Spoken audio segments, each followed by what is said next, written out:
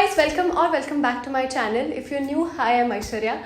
This video is about planning for the last quarter of the year, which is 24 October, November and December. I can't believe it's almost end of the year. I am super excited to plan for this quarter. So yes, let's plan for this quarter to end this year on a stronger note. Also, I'm going to keep this video super crisp, super short, super point to point. So yeah, let's get into the video. Alright, first things first. If you are someone who started this year with a plan in their mind, if you have written your goals and everything, this would be a great time to go through those goals again and see how much of them you can relate to still, because I think it's very possible that when you start the year you are on a different mindset and then you write all these goals, but as the year progresses you can't relate with all those goals, and it is absolutely okay. There is nothing wrong with it, because I truly believe that us people, we really change and then we evolve and then we maybe want different things, and it's absolutely okay. So this might be a good opportunity for you to reflect on what you wanted and what you want now, and then plan your quarter according to that. And if you are someone who did not plan at all and you started this year with the mindset of behte jao, it's absolutely fine.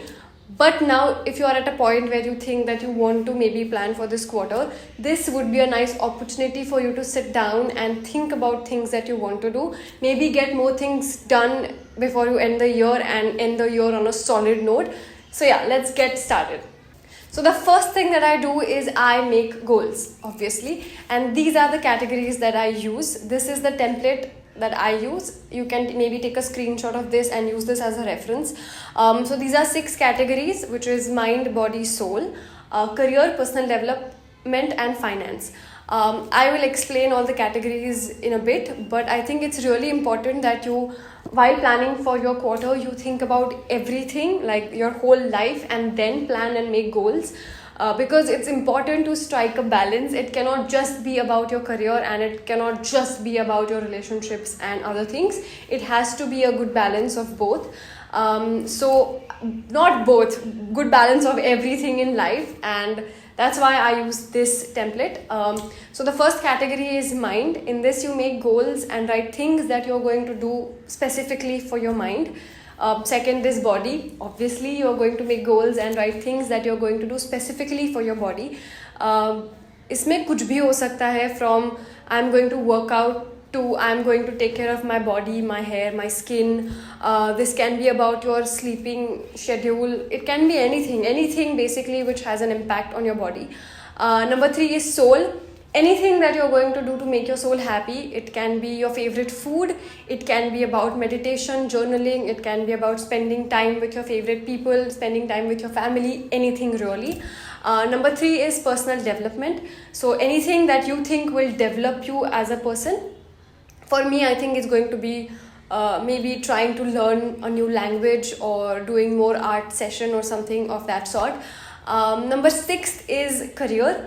So anything that you think will help you in your career. It can be learning a new skill, maybe focusing more on a particular thing. It can be spending maybe 2 hours every week on a particular project. It can be anything. And number 6, I think जहाँ सबकी बात लगी हुई है, is I think personal finance and taking care of your money. I have a lot of financial goals this year. Maybe I want to start an SIP, take care of my money, not be in the crunch all the time, and figure out things that I want to and I need to do with my money. So these are all the categories that I'm going to use, and maybe you can too. So yeah. So I write about these goals in my bullet journal, but I'm also going to make a digital copy this time so that I can have access to it anytime, anywhere. I would really like to quickly show you something that I think might really help. So this is a page from when I used to plan for the whole year. Okay, so I started with the whole year. It's not bad, okay, it's absolutely not bad. And then I started planning for 12 weeks, which is for a quarter, and then it went from this to this. I could get so much done, it was crazy, and that is why this is something that I absolutely recommend everyone. Quarter planning is Like it's hit. My brother recommended me, like he said you should do it, and I tried and it absolutely worked for me. So maybe it might work for you too. So yeah, now there is this new thing that I'm going to do this quarter, which is making goals for every month and every week. Now when I read about this, I thought it was too much and it was really intimidating, and I'm frankly a bit scared. Because, when you make goals for a whole year, I think it becomes easier. And maybe for a quarter, still easier because you have 3 months to get things done. But when you make a specific goal for just a month, I think it's too much in the face and it's really intimidating. But I thought, why not give this a try? So like I said, I'm going to make 3 goals for every single month and then divide it into actionable things that I'm going to do to get closer to that goal, if it makes sense. Also make sure when you make a goal, it has to be a SMART goal. I think most of you know what SMART goal is, but for those of you who don't, it's basically SMART, specific. So the goal has to be very, very specific. It has to be measurable. You should be able to know that the goal is you have achieved it or not. It has to be measurable. It cannot be random thing like I want to get healthy. Doesn't make sense. Maybe I'm going to work out for 4 days a week, so that you can measure it. So it has to be measurable. It has to be achievable. कुछ भी नहीं लिख सकते. I cannot wake up tomorrow morning and say मुझे तो कटरीना कैफ बनना है. It's absolutely rubbish. But then I can say maybe I wanna audition for a particular role. That is still achievable for me. Then R is relevant. It has to be relevant. You should be able to relate with the goal. And T is for time specific. Now because we are making it a monthly goal, of course you have a timeline for it. So make sure the goals that you're setting are SMART goals. So I'm going to do this, where I'm going to make goals for every month, and I am also going to make goals for every week, which is again going to be insane.